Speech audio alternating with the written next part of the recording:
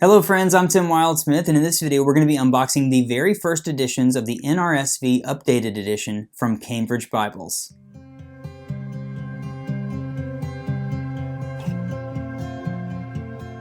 Okay, so a couple of years ago, the New Revised Standard Version, NRSV, got an update. It's being called the NRSV UE, which stands for Updated Edition. And so far, the only NRSV UE Bibles that I have reviewed are from Zondervan. Zondervan is I would call them the primary publisher or the largest publisher of the NRSV in the U.S. I believe that now the NRSV as a translation, the copyright is held by the National Council of Churches, and they have something called Friendship Press. I believe they've done like some digital editions. They may have even done some print editions of the NRSV UE, but I have not seen those in person or reviewed them.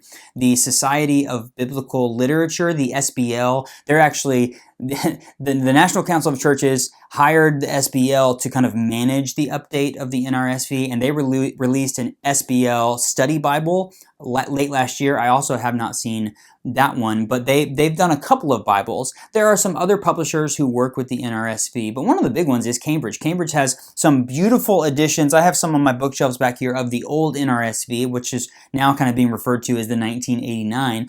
They have some great editions of that. The Reference Bible, the Popular Text Edition, really awesome editions, and they have been working on getting their new versions of the NRSV UE out. I have those here. I believe it's an anglicized text, which is like the British spelling and punctuation. I'll talk about that in a second, but I have those here. The first copies have been sent to me. Are you ready to check this out? I've actually already done some pre-unboxing because this was shipped to me from England and it was wrapped up pretty tight. So I kind of got it set. So now all I have to do is just kind of lift this up. Oh, that's a unique box. It's got like a little, can you see this? Like a little accordion kind of style thing going on. Okay, what does it say? Cambridge NRSV, Popular Text Edition. Timeout. This is the Popular Text Edition, which is my favorite edition of the NRSV. I just did a rebind video with the folks at Flourish that they did my NRSV. So it's that same version in the NRSV UE. Country of origin. It says that it's from Italy.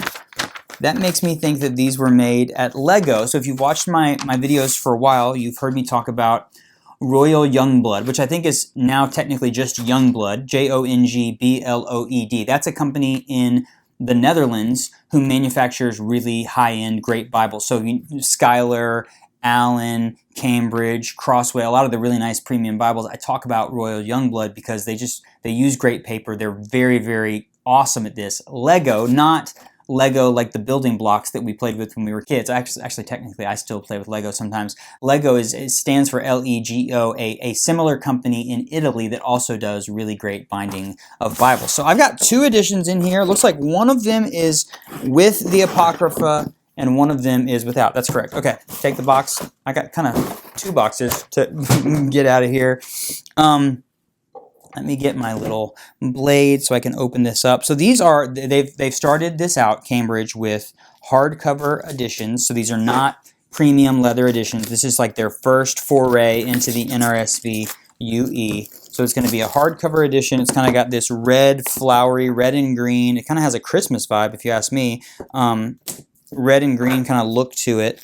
And they did one with the Apocrypha and one without the Apocrypha. I'm excited to show you the inside of these. I guess I didn't realize that it was going to be the Popular Text Edition, which I just think is a really great, easy to read typesetting. So, okay, side by side, there's the cover.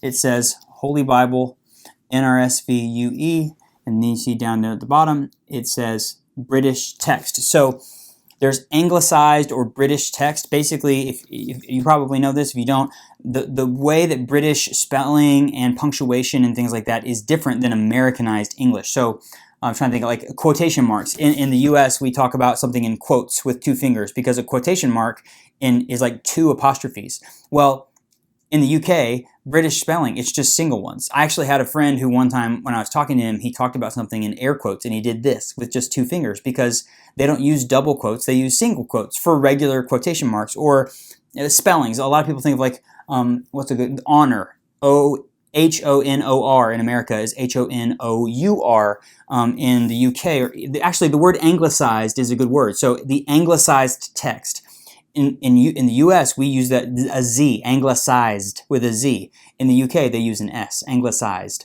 with an S. So there's just some slight different spelling, punctuation, that sort of thing. So there you see the cover on the spine. It just says Holy Bible, Cambridge. It tells you back down here what it is as far as the information about it. Gives you a little sample on the back there. I want to see what this looks like without. Ooh, it's red. It kind of has a Pew Bible feel to it. I'm going to take this off. It's kind of got a hard cover, like that is a deep red. It says Holy Bible, NRSV UE, and then a really clean spine. That looks like, I actually kind of like the hardcover, the text, or the cover of the book itself. Same thing on this one. This is just, the only difference you'll see there is that it contains the Apocrypha, and it says that on the spine. So let's open this up. Hardcover, really high quality, it looks like. The paper's nice. Updated edition. Here we go. First published in 2024, printed and bound in Italy at Lego. So yeah, this is going to be a really nice binding. Typeset in 9-point on 10 points. It's got a little bit of good spacing in there. There is the copyright page if you want to see that and check out everything in there. It says down there, very down there at the bottom, see if I can get to focus. Can you see that? It says Lego down there at the bottom. The older editions of this were done in the Lexicon typeface. It did not say, or maybe it was called Swift. No, it was Lexicon. So you get a preface to everything. You get a preface to the British text, where it basically talks about what anglicized text is. That's interesting. And then, yeah, this doesn't look like, is it? Is it Lexicon? It doesn't look like Lexicon to me. It looks slightly different. Keras SIL. It's a slightly different typesetting, but it's the same layout as the former one. So it's not Lexicon. It's a slightly different typeface. So here we are. There is a 2-column text block, really big, bold chapter numbers in there. Look at that. Just really nice and comfortable and easy to read. A classic look. It does not have cross references, but it does at the very bottom of the page. You see have textual footnotes down there. The paper is nice and opaque. You really don't see a lot of show through on the other side of the page. It looks to be lined match. It's a nice little mid-sized Bible. I would guess that this is right at about 5 by 8 actually. I have a ruler here so I can measure it.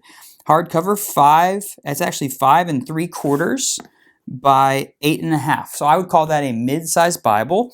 And it's very comfortable to read. My hope is that they will give us like a full line of NRSV from Cambridge and other editions, at least with that same reference Bible. It would be cool if they would do, you know, their diadem, pit minion, topaz, sorts of those things. But this is very, very lovely. When we get to the New Testament, it is still a black letter text. So there is inside the Gospel of Mark. It looks exactly the same on the inside. That is, look at that. That's just a really nice kind of straight up 2-column Bible. Very comfortable to read. Let me see what we get at the back. Revelation, table of weights and measures, and then some blank paper at the end. Let's check this one out right here. The Apocrypha edition, my guess is that the books of the Apocrypha are going to be between the 2 Testaments, and that is correct. So it's going to start with, do we start with Tobit in the Apocrypha? Yeah, so Malachi, and then let's see, it says the apocryphal deuterocanonical books in the Old Testament in various Bibles. Okay, so it's from Tobit up to and including 2nd Maccabees are recognized by the Roman Catholic, Greek, Russian, and Eastern Orthodox churches. The books from 1st Esdras through 3rd Maccabees are recognized by the Greek, Russian, and Eastern. So it's got the 2 different kind of canons that you have in there. So it's got a bunch of those different books in there. So there's a kind of the intro page that shows you everything that's in there and how they have it separated. That's nice. So if you are Catholic, you're going to have the books that are in your canon of Scripture. If you are Orthodox, you're going to have the books that are in your section of Scripture. The following book, it says down here, is in the Slavonic Bible used by the Russian and some Eastern, that's 2nd Esdras. So they've got a few different things. And then Greek Orthodox, they've got a little note for you guys here. 4th Maccabees is in here as well. So whatever tradition you come from that have deuterocanonical books, you're going to be able to have those in here. And as you can see, those look exactly the same as the rest of the Bible, but they are in a section that is in between the Old Testament and the New Testament. I recently read through the Apocrypha for the first time in my life. I'm 41 years old. I recently read through the Apocrypha, and I'm planning to make a video with some thoughts and some reflections on reading through the Apocrypha for the first time. But same thing with this Bible. Looks like it ends with some blank note paper at the back.